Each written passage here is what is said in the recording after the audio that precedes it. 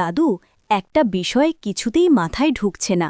দেশ সংস্কারের জন্য আমরা গণভোট দিলাম, আবার একই সাথে সরকার গঠনের ভোটও হলো। এখন সরকার গঠন করে তারা বলছে গণভোটের ফল মানবে না।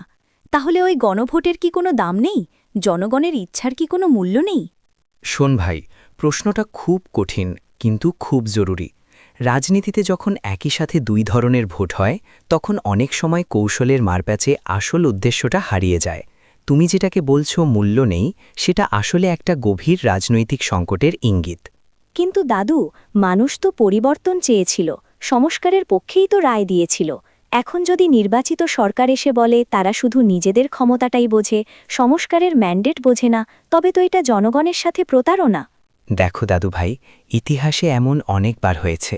যখন কোনো বড় পরিবর্তনের পর ভোট হয়, তখন রাজনৈতিক দলগুলোর মূল লক্ষ্য থাকে দ্রুত ক্ষমতায় বসা।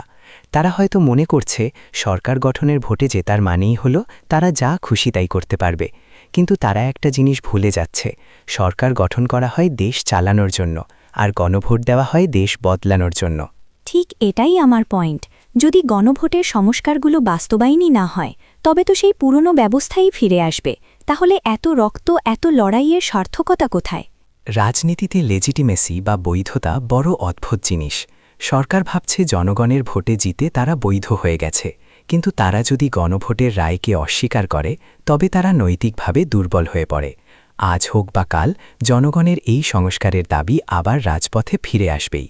তুমি মনে রেখো, ভোটের ব্যালটে দেওয়া রায় যদি ফাইলবন্দী হয়ে থাকে, তবে সেই আগুন মনের ভেতরে চলতে থাকে।